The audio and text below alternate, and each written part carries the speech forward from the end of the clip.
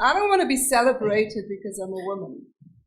I want to be, if there is going to be celebration, it has to be of what I have done. Yeah.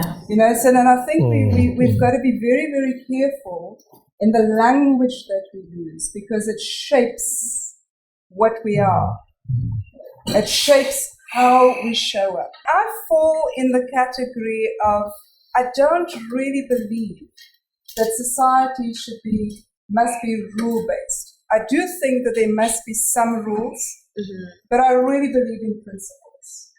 And I think part of the problem that we're sitting with is that when we have rules like legislation that people just take, we then go through a tick box exercise. And we don't really live up to the spirit. So you're asking the question, do we need more legislation? I absolutely don't believe that we need more legislation. What we do need is a deeper understanding of the spirit of the legislation. We need deeper understanding of the principles and how we are applying those principles. And we need to understand where it is that we want to go with it. So what is the end state? What is the end picture? What does that look like? Because if we don't have a common understanding as the South African people, we are not going to get to where we need to get to. I think we need to, of course, acknowledge that apartheid has created abnormalities in our society, but our cultures have also not evolved fast enough. If one looks at the rate at which society has changed, the world has changed. The way we think as human beings need to change in order for us as a society to ensure that we remain sustainable. And there's some deep application of mind, I think, that needs to go into that, because there is a significant misfit between what it is that we need as a society and how we live our lives. And when I say how we live our lives, if one looks at the landscape, we're talking about, we're slanting the conversation more towards organizations and giving women opportunities in organizations. But organizations are really just microcosms. It's part of an ecosystem. It's part of society. Organizations are a reflection of our society.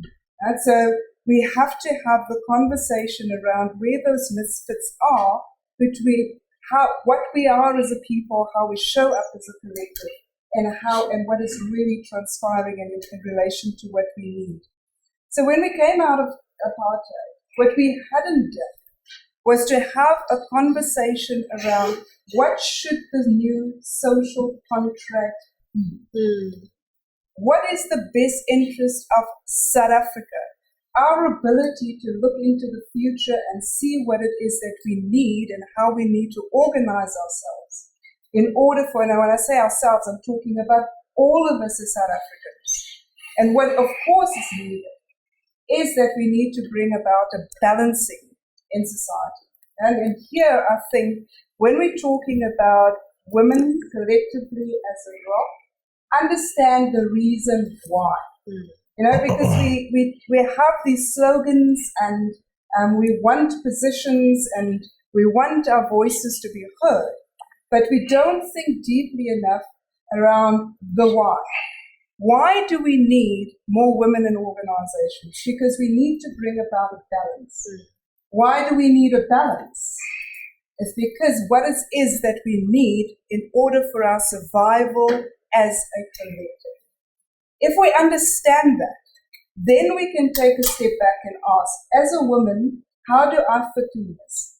What is my purpose? And instead of me trying to emulate maleness, understand the value of what my female brain brings to the table. And if I understand that value, I fight for the purpose, for that value, for the collective, not for me. And when we get that, then we can start talking about righteous anger, right? And if we get that, then we start to lead our children. And we start to reshape, and we can start to have the conversations around what does a successful South Africa